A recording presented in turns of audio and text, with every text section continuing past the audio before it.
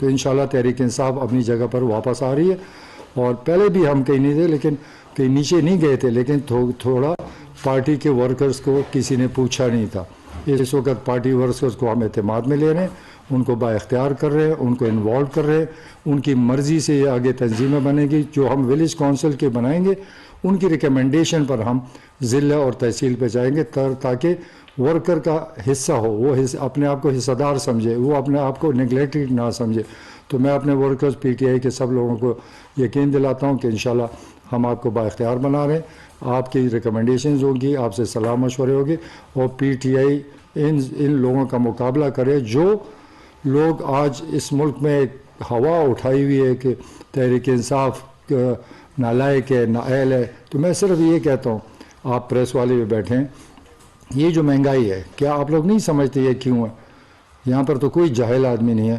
میں جلسے کرتا ہوں، لوگوں سے سوال کرتا ہوں کہ کیا یہ مہنگائی ہماری وجہ سے؟ دیکھیں اس وقت انٹرنیشنلی ساری دنیا میں مہنگائی ہے، ساری دنیا میں ہمارے سے 2-3 گنا زیادہ مہنگائی ہے. اگر عمران خان کو کوئی نااہل کہتا ہے تو کیا امریکہ کا صدر نااہل ہے؟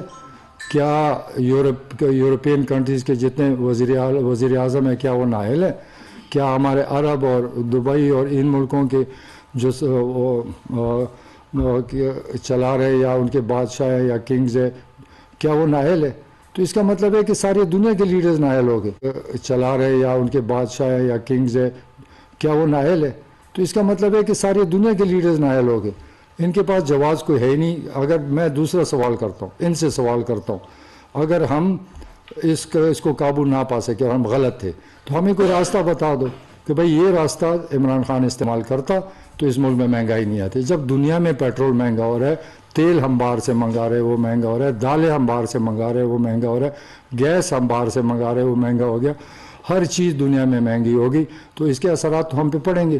تو انہوں نے یہ ایک ہمارے خلاف ایک ڈرامہ بنایا ہے. انشاءاللہ لوگ سمجھدار ہیں، پڑھے لکھے لوگ ہیں، ہمارے سب لوگوں کے ساری دنیا میں رشتے ہیں، تعلق ہے، وہاں سے بھی پوچھ سکتے ہیں کہ میں کیا غلط بیان نہیں کر رہا ہوں. جب دنیا میں مہنگائی آ گئی اس اثرات تو ہر جگہ. پاکستان تو غریب ملک ہے.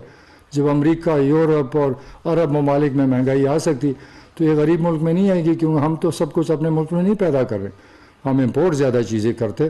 تو میں صرف یہ وضاحت کرنا چاہتا جو اتنا شور مہنگائی کا، نااہلی کا، تو کم سے کم یہ جب آدمی کسی کے خلاف کوئی بات کرتا ہے تو اس کو پھر دوسرا راستہ بتانا چاہیے. تو میں تو اپوزیشن کے سب لیڈر سے کئی دفعہ بحث بھی ہوئی کہ بھئی مجھے بتاؤ کون